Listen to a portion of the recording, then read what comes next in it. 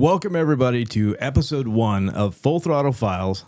I will be your host, Michael Ritter. I'm sitting here today with a wonderful guest from Northwest Florida, Chuck Wilder, who brought in something really special for us to talk about today, a 1987 Porsche 911 Cabriolet.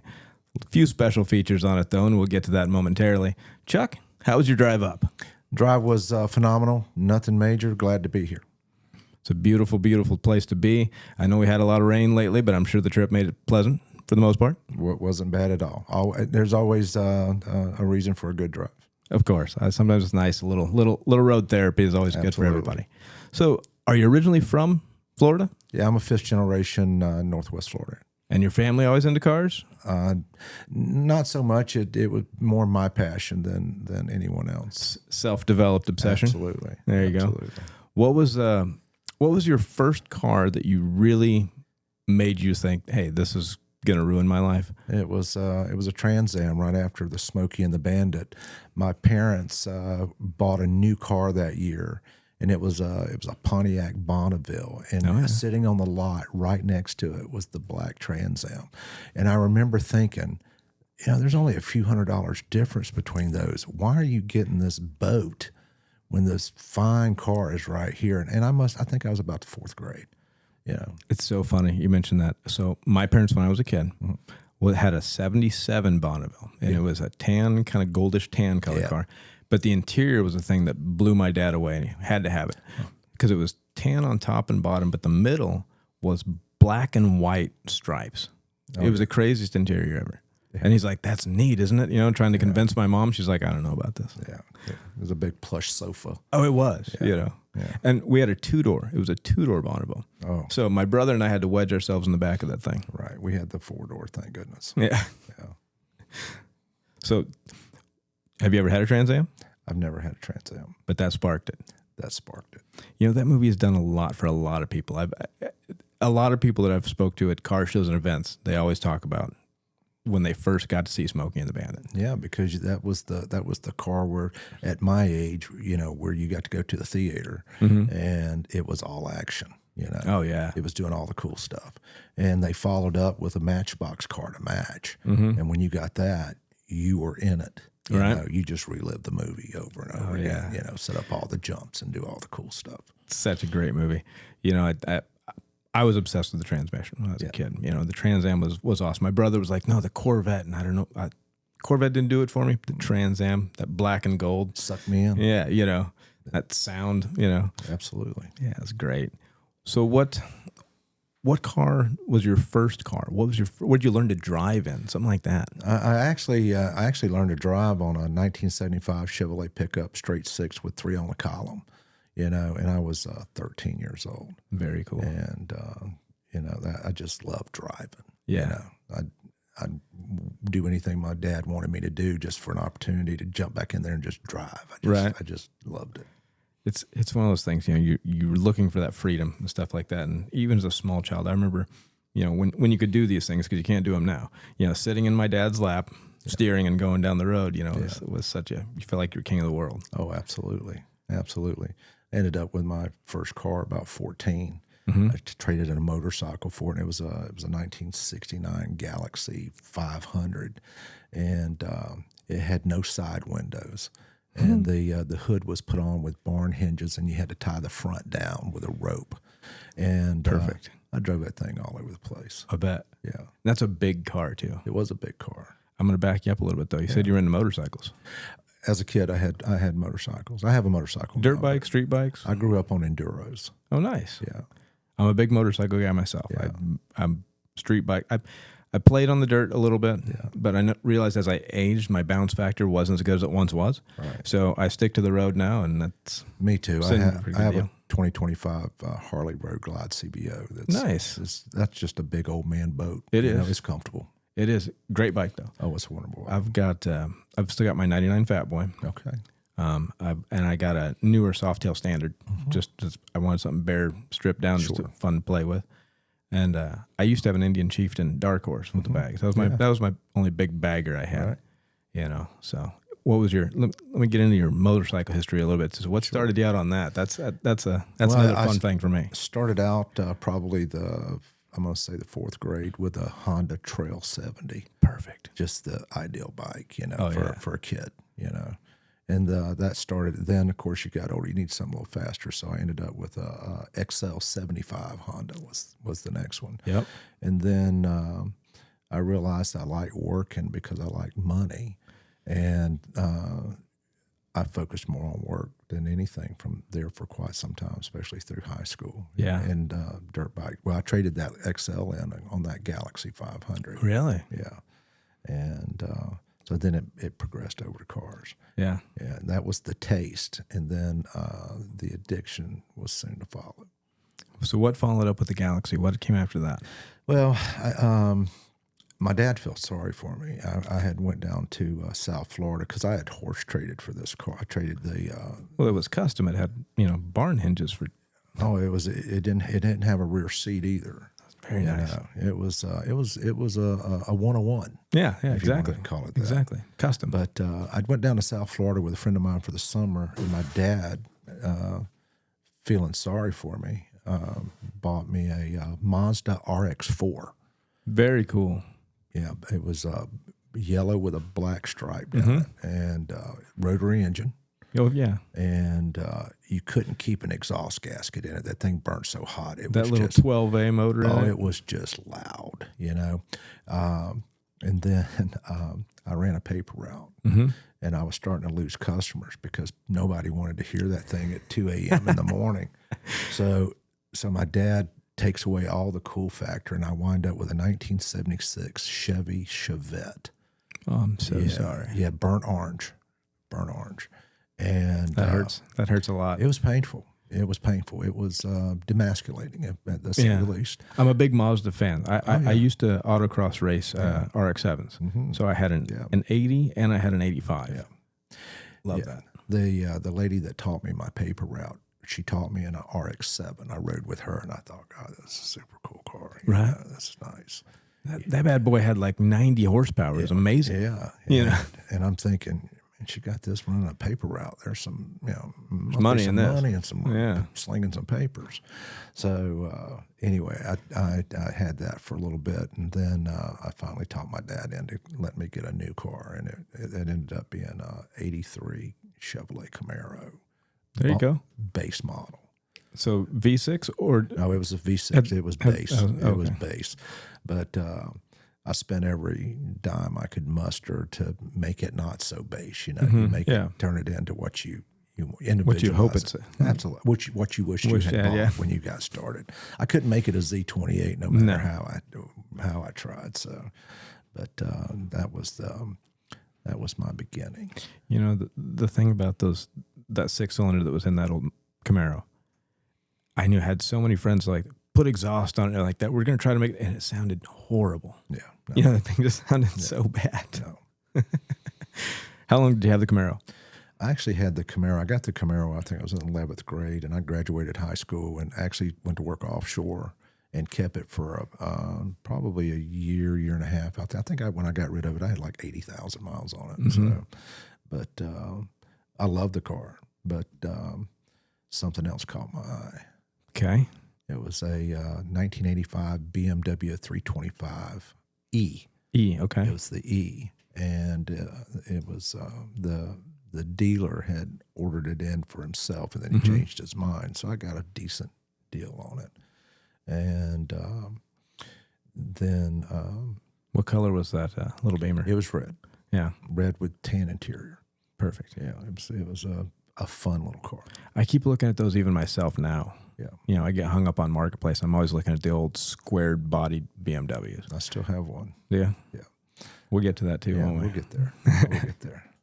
So, the worst thing that could have happened to me was when I was in the 11th grade driving my 6-cylinder Camaro. I had a friend of mine, female friend of mine, who had access to all the best cars, and her dad bought her a European model 911 SC Targa. Oh my! Yeah, and it had the checkerboard interior, Porsche Yep. interior, and I thought that was the finest thing I'd ever seen in my life. You're done once you see that. I was hooked. Well, she let me drive it. Oh, it was terrible. That was mean. And she hated it because she was a Corvette girl. Oh, and her dad got scared about her driving the Corvette. It's too much car. Yeah. And so he bought her. I'm thinking, I'll take that trade every day. But anyway, that car was just everything. So what color was it with the Porsche? It was white. White? It was Grand Prix white with the black and white Porsche. Porsche interior. And man, I was just, that was the day that I got hooked on Porsches. Oh yeah. Yeah. You know, it's funny because I can remember pinpointing, like from my childhood living in Kansas. And I remember going to, it was a Stop and Shop gas station with my mom, and I'm little. And this green car with these crazy round headlights pull up in there. And I'm not even in kindergarten. I'm like 3-4 years old. Oh, yeah. But I remember it in my head so well. Core memory. Yeah. And I'm like, what is that? You know, and you know, my mom's like, I don't even know. I just don't worry. It's Kansas. You know, nobody pays attention to this. Yeah. But I remember like walking in that image because it was green and the Porsche on the back was gold. Mm-hmm. And I remember I couldn't even really read well at the time, but I remember that so much, and it just ingrained in my brain. Yeah. You know. Absolutely. So that was me. That silhouette just stuck. You know? And then as you know, television starts to become, you know, there's a lot of cars around. Oh, yeah. Television starts to come in, whether it's the Rockford Files or you know, there's with his Trans Am, or the worst was Miami Vice. Well, Miami Vice was the death of most of us. I was done. I mean, I wore the linen pants and the jacket. And, you know, I just wanted to be him. Right. Know? And I had no idea that the Daytona was a replica. Nobody did. I didn't know enough about it. I just knew it was cool. Mm-hmm. You know, and but anyway, that was when they blew that up. That was a rough day for me as a child. That's not even right. You know, that's just wrong. Then years later, just knowing that Ferrari, you know, the company was like, you can't have that. Yeah. And then they're like, fine, we'll just blow it up. Yeah. And we'll give you a Testarossa. We'll give you some real ones. Yeah. It's like, oh, you're going to top that. But that Daytona was pretty sweet. It was pretty cool. It was pretty sweet. It was pretty cool. So, but anyway, I worked pretty hard to get my first Porsche. Yeah. Yeah. And, you know, I told you about the BMW. Mm-hmm. I had it for 11 months. That's it. Yeah, and this is what happened when I bought the BMW. Whenever time, you know, it has that little indicator light when it's time to get your oil changed. Yep. They would give me a loaner car at the place I bought it for. Well, I went over to Tallahassee, Florida. I had my close friend was in sales over there, and my little oil light come home. So I thought, okay, I'll just swing into the BMW, not knowing that, you know, that dealership don't care about you because you bought it from over there. You know, they're looking after their customers.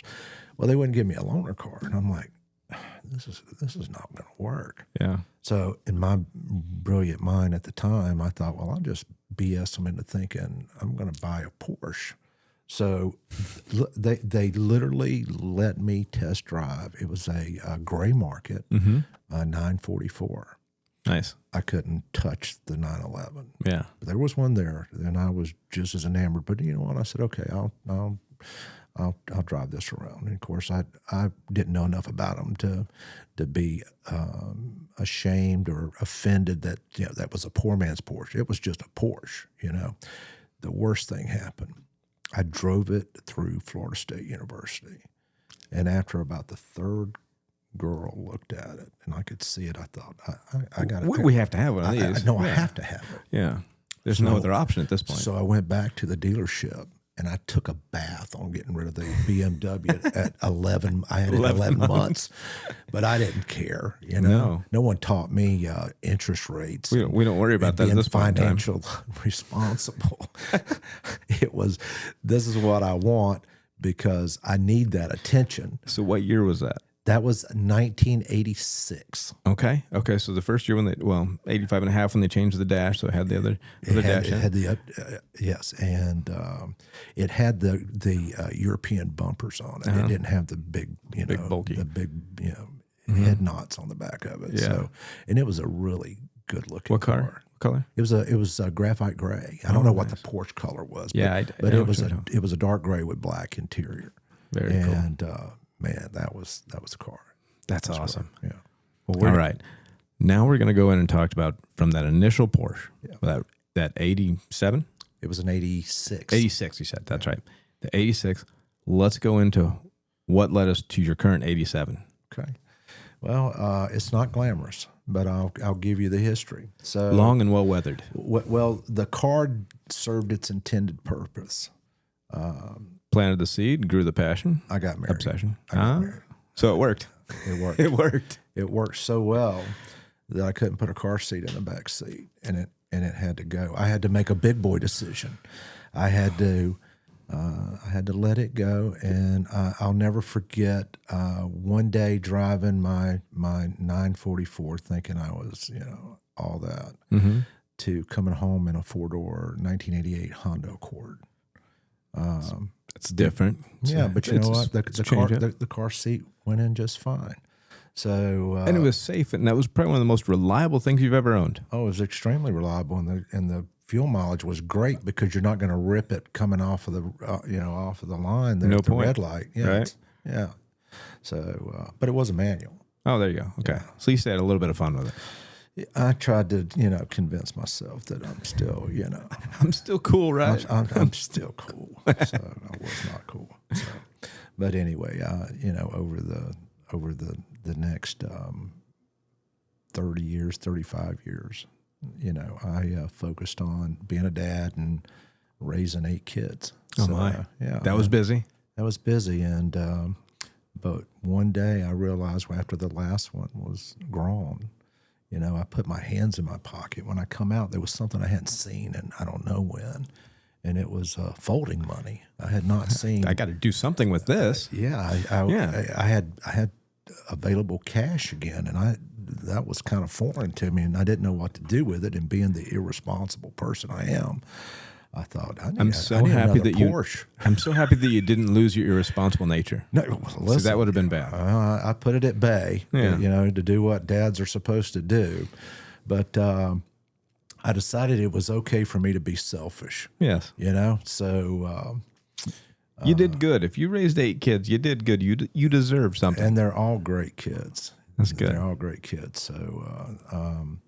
So anyway, the bug got back in my brain that I can still get in and out one and still really enjoy them. I need to go back, and I need to pick up kind of where I left off. Smart. It's a good move.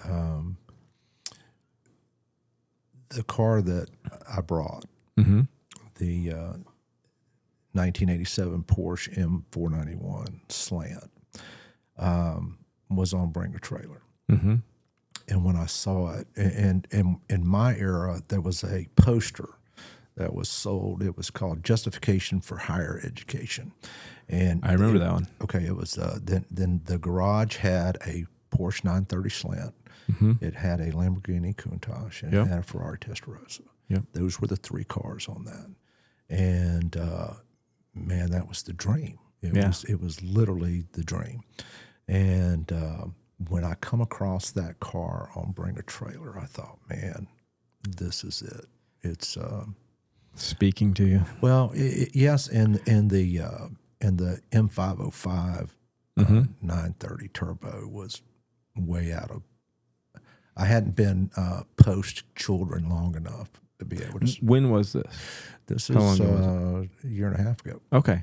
Yeah. The market on your 930s and stuff like that have just gone insane. I've seen them over $500,000, and it's crazy. It's wild to think about what that car sold for 20 years ago. Yeah.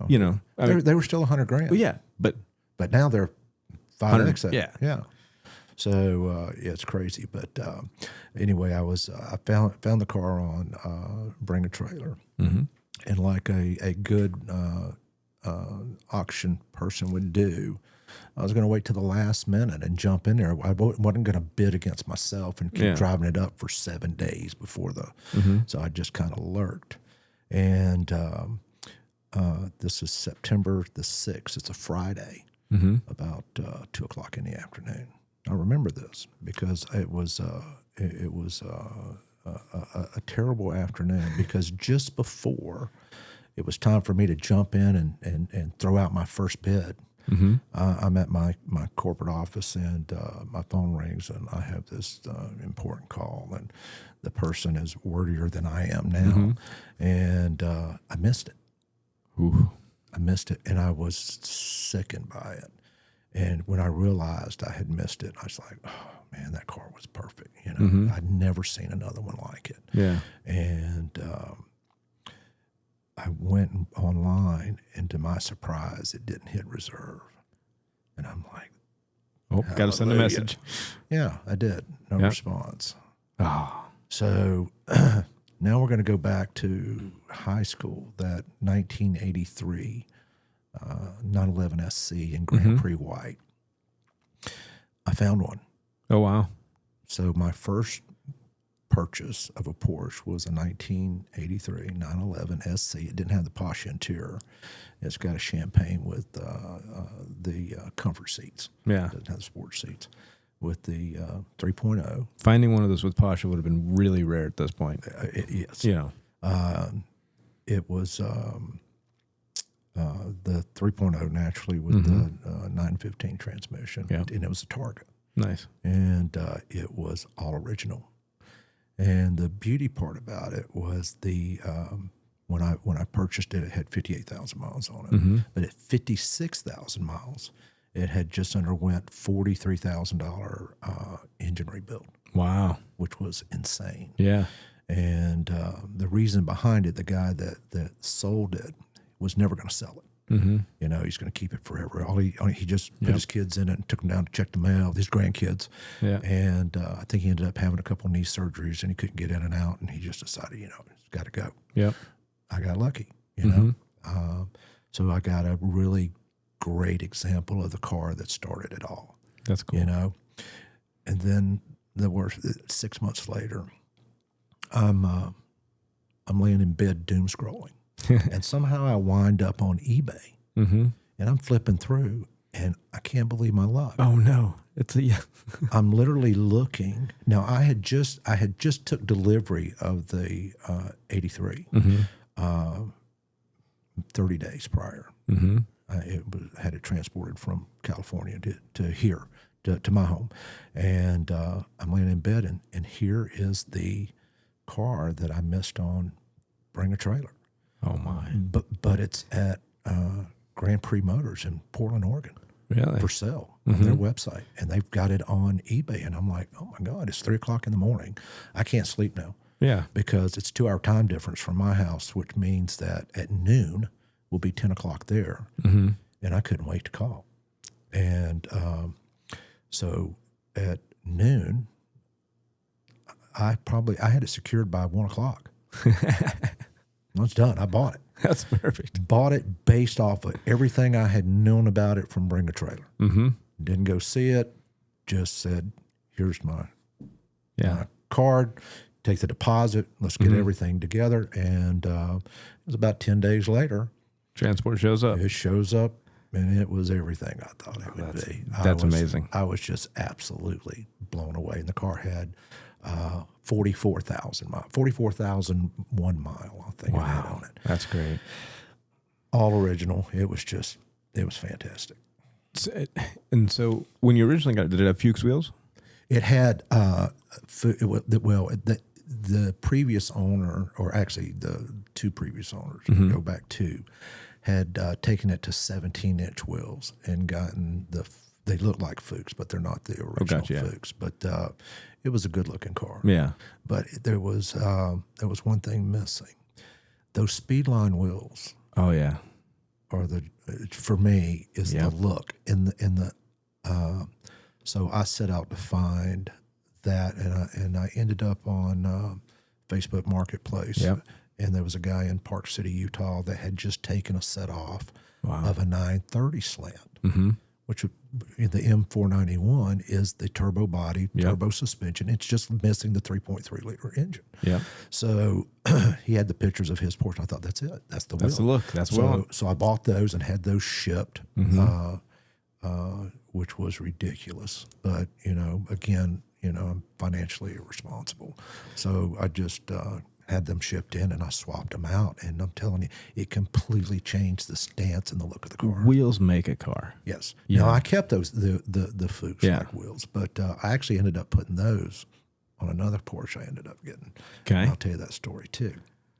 So I'd pulled the wheels off and I had them sitting up on a shelf. And remember the 944 that I had to let go to be responsible. Yeah, of course. I just had that itch. It would be nice to have one back, but if I'm going to get a 944, I don't want just a naturally aspirated. Yeah, you got to get a 951. I want the 951. It's spot on. And me being addicted to Facebook Marketplace, I find one in Atlanta. Okay. And it's ridiculously low. And I'm like, man, I got to get a hold of this guy like now. It was under 10 grand. And I'm for a 951? That's insane nowadays. Yes, and it ran. So I get a hold of the guy, and he had ended up inheriting it. He worked for a guy who passed away, and the guy's son gave it to him. And he didn't want his son driving it. It was too fast, too much. Yeah. He was trying to protect his son, and I admire that. But when I get a hold of him, he's already changed. He went up $3 grand on the price. Of course. And I couldn't even be mad about it. Yeah. Because I don't blame him. What color? It's Scarch Red. Scarch Red. Black interior. Black interior. Yeah. So I came up with a trailer and picked it up and took it back. But he didn't advertise it as the turbo. Mm-hmm. And when I was looking at the dash, it was missing the boost gauge. And I thought, something's wrong here, because when the hood up, there's clearly the turbo intake. It says turbo on it right there. Yeah. It's a 951. I don't know what's happened. So, but for the price, didn't care. We'll figure it out. Didn't care. Yeah. So I come up and I get it, and sure enough, somebody had taken the gauge panel out of a naturally aspirated and stuck it in there. So, I go and I have to now go buy it, source all this stuff. And I'm in the process of bringing it back. But I took the wheels, because it had turbo twist wheels on it too. So many people put those on there. Yeah, these come factory, the turbo wheels. Yeah. What year? It was 88. Okay, yeah. Yeah, it's the chrome. Yep. But those Fuchs off of the 491 look good on there. Well, they're wider. Yeah. So it's just a meteor stance on the back of that thing, and they're on there now. That's where the I bet wheels that off the looks 491. good. I bet that looks really good. It just isn't aggressive. How much time you're spending on the 951? So you're yellow. Tell me a little bit more about the 87. This is what we've been looking at here. Well, when I was just drawn in on this car, the M491 was to fill a niche that was created because the U.S. wouldn't let turbos be imported. Yeah, for a few years there. Yeah, because they had gotten the Widowmaker moniker, and our government trying to protect us from us. Thank goodness. Yes. Thank goodness. Yeah, because I could have had some fun. Yeah, that would have been terrible. We can't have that. No, especially not in the 80s. And they know better, right? Yeah. So anyway, what all with the 491, the M491? What all do you get with that? What all comes on that package? You get everything but the 3.3. But upgraded brakes, suspension, the wide body. The factory wide body. And prior to 1987, they if you wanted a wide body, they would pull it off the line and it went to Sonderworks. Yep. And they would do all the metal work. Right? But in 1980s... And a lot of the guys listening might not understand. Sonderwunsch was their special wishes. That's right. That's where all the fun cars are one-offs and all that stuff. But they had become so popular that in 1987, Porsche retooled, and where they stamped those wide bodies out, there's no weld line on mine. Yeah. It's all one piece, which is better because, over time, porosity and welds and stuff, you end up getting a stress crack or something where that stuff's done. And also in 1987, they introduced the G50 transmission. Yeah, and transaxle. And as great as the 930s are, which that's the one of the holy grail Porsches. Yeah, it had a 4-speed. Yeah. And you just feel like you need one more. Yeah. Yeah. She runs out of legs. Well, finally, Porsche in 1989 realized that, and so for 1 year you get the G50, and that is the one to have if you're going to have one. Yeah. But the M491 had everything that I wanted from the looks. Mm-hmm. Without the price tag of the 930 turbo. And the 935, the inspiration for the Slantnose, the race car, especially in the 80s, kind of took over for all of our youthful minds. Sure.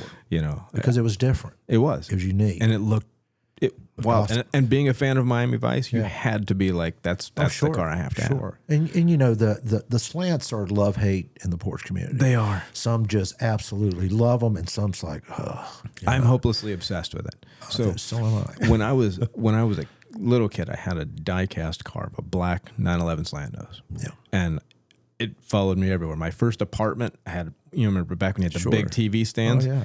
That thing sat on top of it. That was like very important to me. That's the centerpiece. And the day I got to like purchase mine was just all my birthdays lined up. You've arrived. This is great. This is the best day of my life. Yeah. So I'm obsessed with the Slantnose. Me too. I am as well. But the car that what I loved about it was and I made a comment earlier that most car guys are narcissists. It's look at me. Let's talk about my car. Enough about your car. I love your car, but let's talk about my car. And we're all that way. To a certain extent, for sure. Well, sure, yeah. But so I wanted something that was a little more unique. Yeah. And in the bring a trailer, they will absolutely just load you with all the photos and all the everything that you need to make a decision. Mm-hmm. And they did a fantastic job, by the way, doing that. There was a spec sheet from Porsche North America that told how many of those things were brought into the U.S. each year, and they broke them down by year. How many were Targets, how many were Coupes, how many were Cabriolets. Uh-huh. Well, the 1987 year, the sheet said there were 16. Wow. That's a low number. Yeah. And then I found out that out of those 16... 16 cab. 16 Cabriolet wide bodies for 1987. But what about that yellow? There were 3 in oh, my gosh. That's called summer yellow. Yeah. And that is it's not a paint to sample, but it's a special order paint from Porsche. And I like the speed yellow on the 993. Mm-hmm. Yeah. But on this car, that summer yellow is just it. It sets it off. It really does. It does. Yeah. And I've only seen I saw one other car from that era, and it's also 1987, but it was a Targa, and it had the gun barrel fenders on it in that cool. Summer yellow, and it's sold on Bring a Trailer as well. So that the paint is super unique, you know, and it stands out. And being the car narcissist that I am, I had to Google to see if anybody else had one. Yeah. And 2 popped up, and then I found out that they were both my car.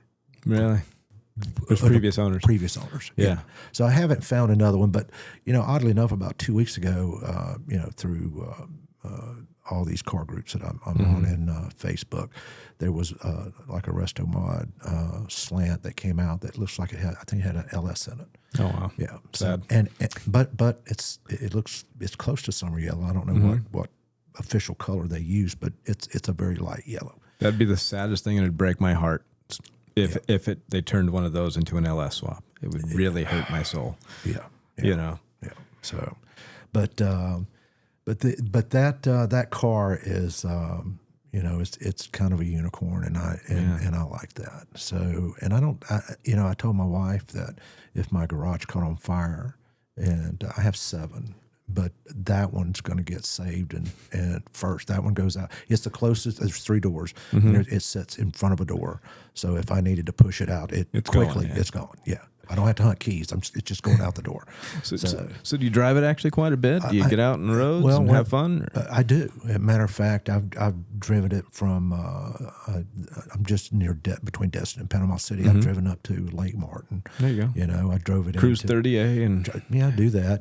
I do all the cars and coffees. And, I'll jump into a car show, but I rotate them out. You know. Yeah.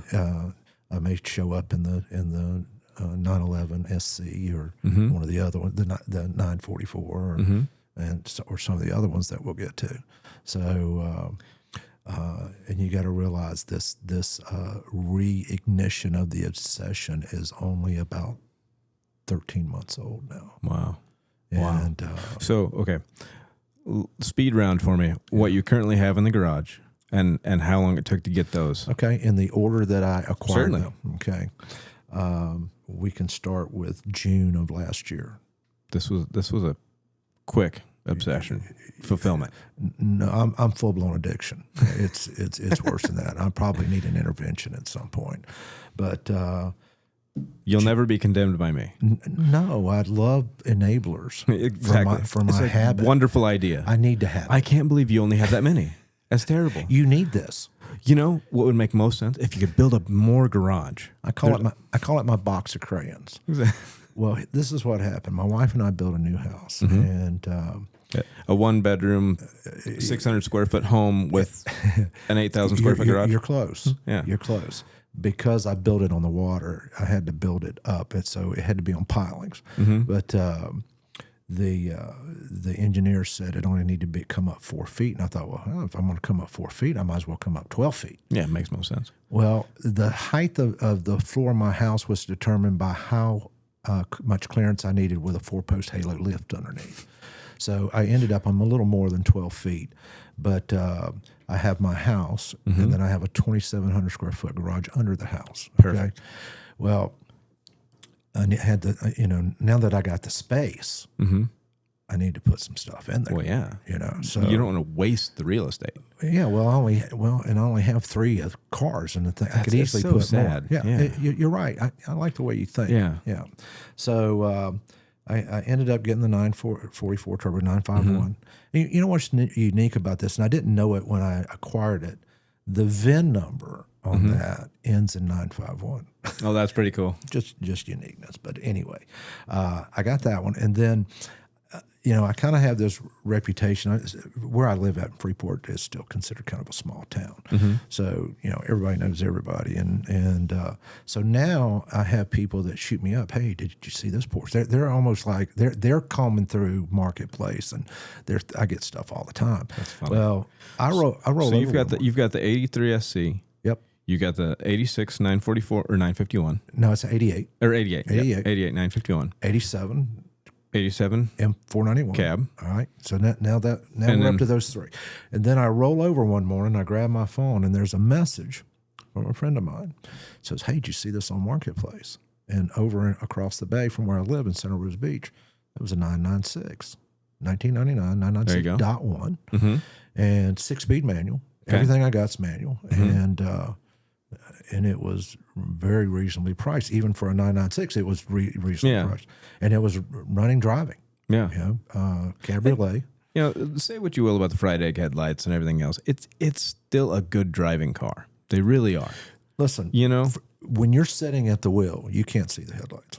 All right. And it's still a 911. It is.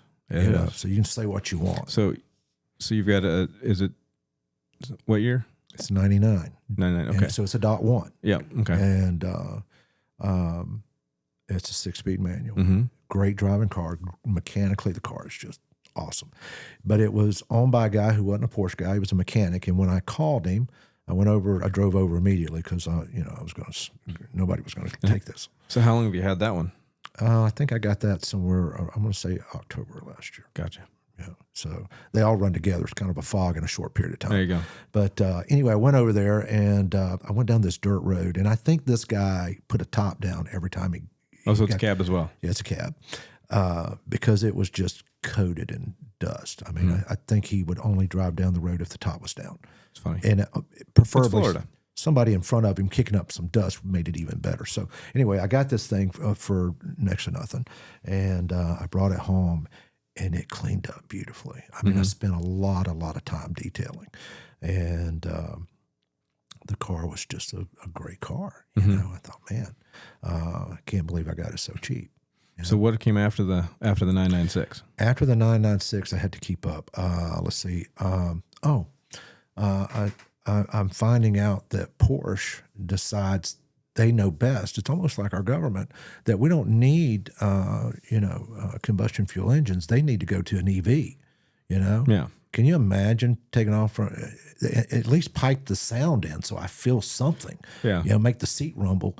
But they were discontinuing the 718 to go over to, and I thought, man, those things are going to probably go up in value. And then I found out that they did the 4.0. So you got a 718. Okay, so how many Porsches right now are in the garage? Seven. Okay. So I got the 718, and it's a agate gray metallic with blue, got a blue top, blue interior, but it is the GTS 4.0 6-speed. Very cool. And that is a 911 guys go, yeah, whatever, you can't afford a 911. Okay, well, whatever. It's a great handling car. It is a very visceral driving experience. You just, it's just. But when it comes time to cruise the beach and everything like that, it don't matter. I pick one. Yeah, you know? Doesn't matter. This one doesn't take the cake every time. Not all the time, because I know they scratch a little different itch. Well, Florida's hot. It is, and let me tell you, I don't think it's so hot in Germany, so they didn't put so much emphasis on these older AC units. I know, some friends of mine always wonder, when they're going to a car show, what I'm going to bring, and there's some days you have to take something with good working air conditioning. 100%. Like, well, if I want my wife to go, I definitely have to do it. My wife, if we take the 75 911 and it's like pushing 90 degrees, she'll stop at a gas station, grab a bag of ice, and hug that thing the whole way. It's her new best friend. Yeah, exactly. Like, this is terrible. 100%. Why did you take me out in this thing? Oh yeah, and then she looks at me and she says, "There's something wrong with you." Yes. I've accepted that. You overpaid to have this experience. Yes. But she's getting a different experience because she's sitting in the passenger seat. Just miserable, sweating. Yeah, and I'm just smiling and sweating. Wiping my eyes. Yeah, it's perfect. Yeah. I don't know if that's tears or sweat, but man, I'm loving it. You're having a good time. I'm loving it. So anyway, she was all for the 718 because it has all the amenities, comforts, everything. We got heated seats. We're good. Listen, I find this car in West Palm Beach, and again, I wake her up. I'm a terrible sleeper. I said, hey, when you wake up, pack a bag. We're going to West Palm Beach. And she goes, oh, what have you bought? I said, I haven't bought anything yet. I said, but I'm buying. So anyway, sun comes up. I get a hold of West Palm Beach. I said, I'm leaving North Florida. I'm coming for the car. So I literally pulled in 15 minutes before they closed. And they had everything out on the table. And when I heard that 4 liters flat 6, it's just, the sound is unbelievable. And I don't think, when I get in, as soon as I turn the ignition to the accessory mode, I go ahead simultaneously and turn the knob to sport. Yeah. I don't really want to drive. We don't want to play with the normal mode. Because when it fires off, I want to hear that obnoxious noise. Yeah, the exhaust valves open, and yes, I want all the things. It makes me feel 30 years younger just right off the bat. So on your, let's go back to our 87, the one we're looking at now, the one we've got here. Tell me a little bit about the stories of like when that thing arrived, your first drive with it, like the stuff that's set this into the collection, and be like, I'm so happy I made a great decision. It was torturous waiting. Yeah, because how many days from them getting it, or from them getting your money, and then you getting it here off transport? It probably took 2.5, almost 3 weeks. Oh, that'd be painful. It was because when I first done the deal, we were talking about transport, and I thought, you know what? I'll just fly out to Portland. I think I'll drive that thing home. That's a wonderful idea. I thought it was too. Yeah. And they were like, you want to, because the car is beautiful. So you want to drive this car across the country? And I thought, yeah, I think I might. They go, you're going to want to PPF this. And I said, you're absolutely right. I do. So I signed up for that. So I had to wait for them to do the PPF, on the car. And then, the idea kind of left me, maybe I don't want to do this. Just in case anything happens, I would be heartbroken. It's a 1987. The pictures are great, but I haven't driven mechanically. The car. We don't know. I don't know. Has it been sitting a long time, or the seals rotting? Are we? Well, I found out that for 15 years the car sat in one man's collection and only accumulated 1,100 miles. So that makes you worried about a few things. No, it does me. Yeah, absolutely. Because they need to be brought up to temperature. You need oil where oil needs to be, and fuel needs to saturate gaskets. So all that stuff. It would make me a little worried about making a 2.5-3 day trip across the country and absolutely. So anyway, 40-year-old Porsche. Some sense sunk in, and I had it shipped. I'm very sorry for your common sense. And I don't know where that came from. It would have been a wild ride and a great story. Well, don't worry, it didn't last. Because it didn't last long. But the car it checked all the boxes, and it was absolutely everything that it was sold to be. So there is absolutely nothing I can complain about with the car. I'm just, and it's funny. Before I built my house, I own a company in Panama City, and I have a house there, and it has a little single car garage. And I can remember after the car arrived, I was like, is this my life? Is this real? Is this me? Is this real? And in the middle of the night, if I went to the refrigerator to get a drink of water, got a peek. I'd go turn the light on and just look at it. Yeah. And it was like, wow. Where's the first drive you took with it? The first drive I drove over to the home site where my wife and I built. It's about it takes about 50 minutes or so. It's probably 60 miles. Yeah. And man, that was a great ride. Top down. You're turning on your 80s music. And you're just going back in time. I have a tradition every time I take mine out. Yeah. I play Laura Branigan, Self Control. Yeah, of course. It's just one of those things. Yeah.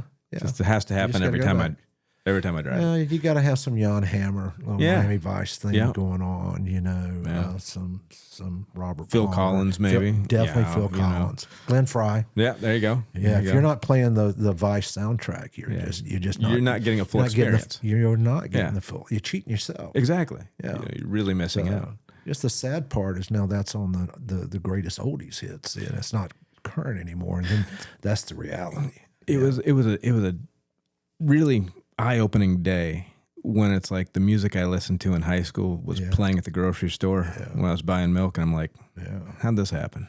Or your kids say, man, you got to check out this new song, and you listen, you go, yeah, it was really good the first time it came out in 1982. When I heard it by the original artist, exactly.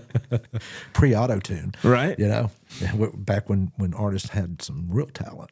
So how many miles have you put on it just in the last year and a half? Okay, when I bought it, it had 44,001 miles. It's got, as of today, it's got 46,700 and I think about 53 miles on it. So you can do the math. So I drove it. Each one of these cars, when I got them, I drove them. I just drove them. Yeah. And then, but naturally, as you get another one, it gets start driving that. Well, the other one gets a breath. Yeah.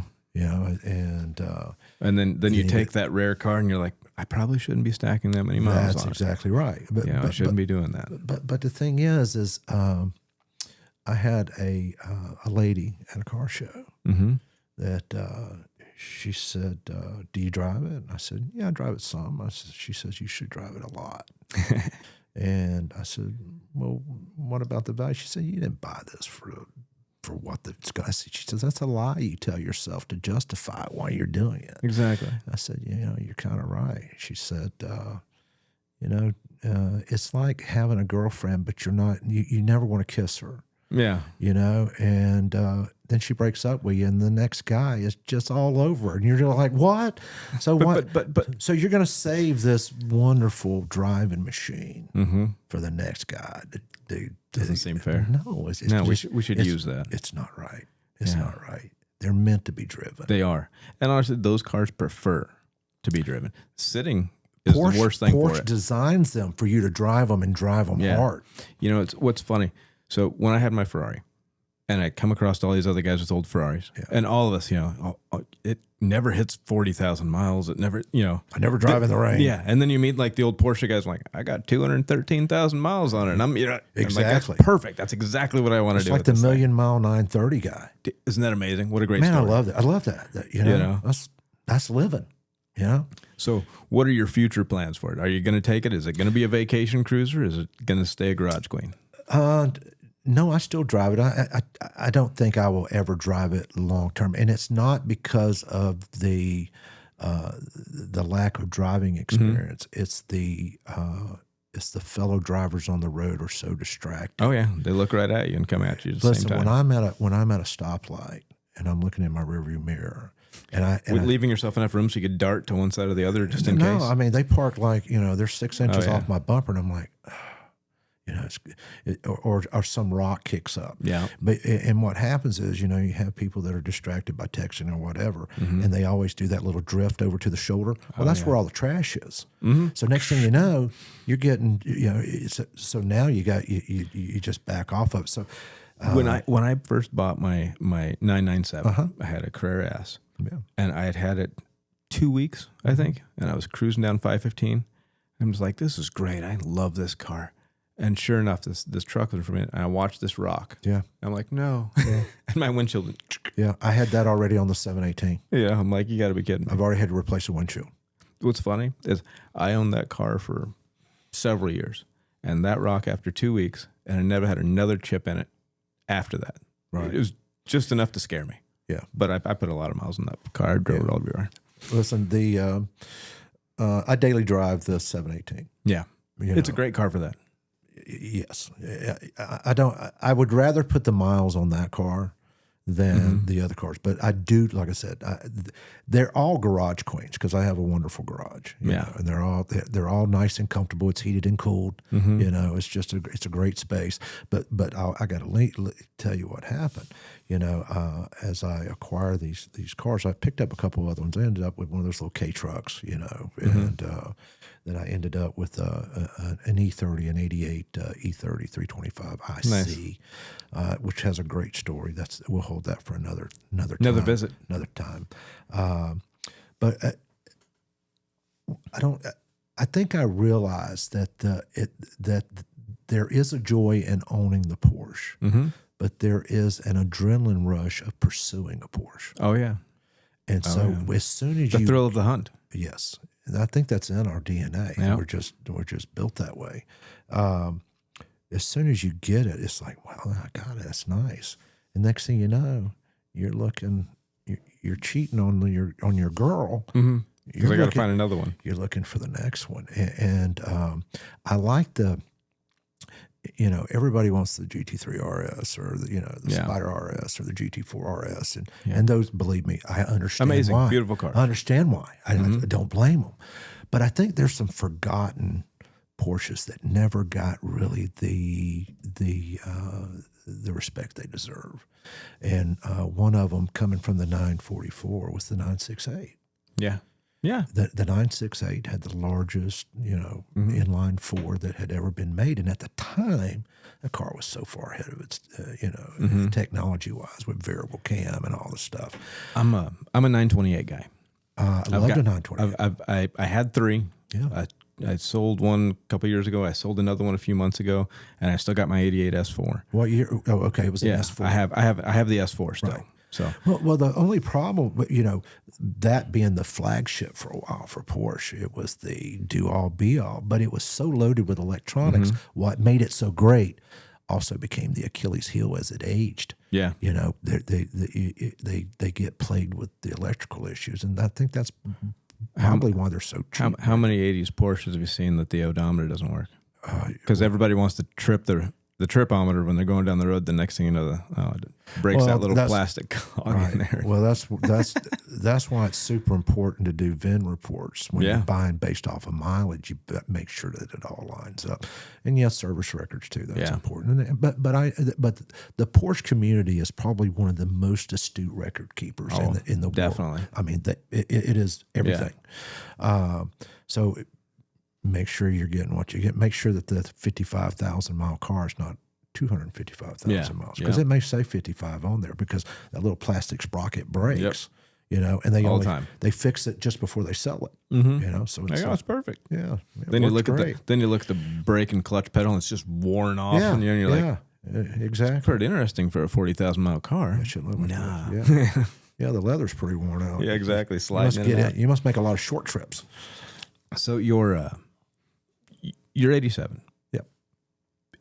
You've had it now for a year and a half. What are some of the things you notice, the quirks about it that are different than like what's on your 83 and things like that? Because there's a lot of changes to those cars. Well, it being a slant, I get in it one day, and this is part of the learning curve. And I like to work on my own cars. Mm-hmm. I like to do my own services. If it's out of warranty, I can handle it, you know? And that's part of knowing the intimate parts of your car. So when you're driving it and there's a noise you didn't know, you recognize you can chase it down, that's new. Mm-hmm. So you just don't drive along buttering around, and next thing you know, now you got a $40,000 engine problem. Aren't you supposed to just, when you hear that little noise, just throttle through it? It's always a good idea, I think. Yeah, exactly. Something like that. What could happen? We could turn a $1,000 problem into a $20,000 problem very quickly. Yeah. And anybody that's a Porsche enthusiast that's done it knows how quickly those dollars add up. Well, what happened on the 87 was I was at a friend's house. Sun went down. Time to go home. I pull the light switch. Lights come on, but they don't flip up. Well, you know, naturally you think, okay, it's a motor, or there's a cam is broke or something. Just knowing that, it's something. Probably. It's a simple system. It should be. Of course it is. Yeah. Until it isn't. Until you go and you trace back and you get through the fuses and the relays and everything. Mm-hmm. And Porsche has this, or at that time, they decided to run everything through the ignition switch. There's like 12 wires that come out of the back, and they all tie into something else. So I get on Pelican Parts and order, a $600 ignition switch because, and listen, they're coded, they're numbered. It's a piece of cake. I got a map. I'll take a picture and I'll just change it all out. No big deal. So I did. I couldn't wait for that thing to get in, because I left the car at my buddy's house, who is also a huge Porsche enthusiast, and we feed each other. Of course. We tell each other how great we are and how great his car is, and he tells me how great. It's the best decision you've ever made. We're just enablers. It's terrible.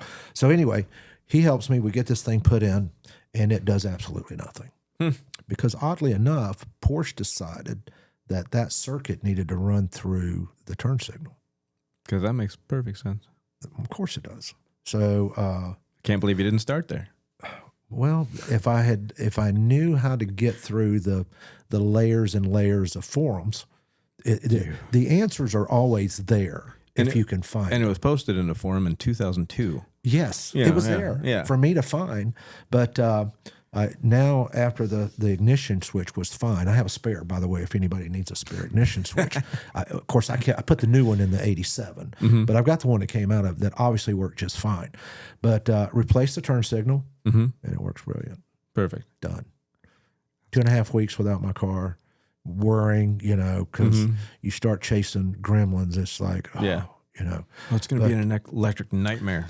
Yeah, but the thing is, I learned a lot through that process. There's so much more to the car than just getting in it and driving it. Understanding the mechanical side of it and the electrical side of it. That small things can be kept small. Yeah, if you know how to kind of hit them off, and that's and at my age, with my company, I've paired myself out a little bit, so I have a little more time. And preventative maintenance is key on so many things, and a lot of people just drive anymore. I'm ADHD and OCD, and so I can't. That stuff can't sit there. It drives me nuts. I want to sleep till it's taken care of. But that car is a great car. And going back to that narcissist car owner that we are, I never pull up to a fuel pump or a red light. And it brings me so much joy to see some kid with his face planted to the window. You don't know what he's saying, but he's pointing. Yeah. That feeling that I had. Yep. It's like, okay, helping usher in that passion for the next generation. The next generation, that just has this passion for the car. And I've always said that Porsches are literally rolling pieces of art. They are.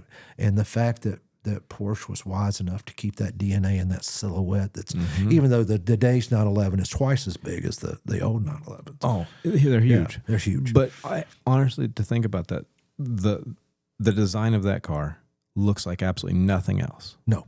And there's so many cars out there right now that basically you just see just a silhouette. They all look the same. Yeah, until you pull up and some guy rolls down the window and goes, "Nice Ferrari," because you're slant, Yeah, they don't know what we're looking at. Just, you just say thank you and you just roll on to the next one. It doesn't matter. Yeah. So the fact that he appreciated the car is where it's at. So do you have any plans for any other cars to come out? Any of the things you desire you're really hunting down? Yeah, I have a hit list. Okay. Give me a speed round on the hit list. Okay. Well, I still need a 356. Okay. I still need a 964. Okay. And a 993. You guys hear that? Reach out to us. We'll get you in touch with Chuck, and he'll. So I'm still looking. Buying some more cars. I definitely will be buying some more cars, but I have to keep my marriage intact. So I have to. I can't. Is she an enabler? Does she have some of the passion? Has it rubbed off a little bit? She loves the fact that I love them. She supports. That's important. Me. Oh, listen, if she loves you enough to listen, she's fantastic. Want to see you happy? She is fantastic. That's a great thing. Now she gives me a hard time. She says, you talk about the investment side of it. She says, but you never get rid of anything. And I told her, I said, that's my rational mind. Let me bring this thing home. I said, these are like my children. And I said, I love them all, even the ugly ones. You just can't get rid of them. Because the 914 is not a beautiful, but it's a fun car too, and it's not fast. It is not. They handle, but it's endearing. Okay, it is. It's endearing. Yeah, and it's an experience to drive. Which, by the way, that's one of the sevens too. The 968 and the 914 were the last two acquisitions bought a day apart from each other. So nice. 914 4 or 6? It's the 4. Cool. 39,000 miles, no rust, even where rust is always the hellhole. Yeah. Yeah. Yeah. It was in a collection, and the gentleman passed away, and his son traded it with an old Thunderbird as partial trade for a G-Wagon. And the guy who sold the G-Wagon, he wasn't a Porsche guy. He just wanted to get rid of it, and the thing is immaculate. It's crazy. So, but the problem is you get something that is just too nice. Now you can't enjoy it the way you need to enjoy it. You kind of need that, you don't want the concourse. No, you want something you can drive and enjoy. You want the mechanically sound, looks great, aesthetically pleasing daily that you can, if you wanted to jump in it, like you said, and take a trip with it, enjoy the car. Yeah, and that's why your yellow is such a striking color. Yeah. Everybody remembers seeing it. I know they do. And when you do have it out, the people that do know you, they know exactly who you are. They do. Yeah. Because they'll send me a text. Just saw you. Yeah. Okay. Well, and that's always a cool feeling. It is for cool a car guy. You're like, yeah, you did. Yeah, you did. So, but it has it keeps you young. And it does. It feels great. I feel like I bought back my youth, to be quite honest with you. And you can't put a price on that. Chuck, thank you so much for coming down and seeing us today, bringing the car down, letting us go out and shoot it. This is amazing. I'm honored to be episode 1. I hope that I can help set the bar. We're honored to have you. This was great. Well, I've enjoyed it, Michael, for real. Thank you guys so much for tuning into Full Throttle Files. We'll see you next week.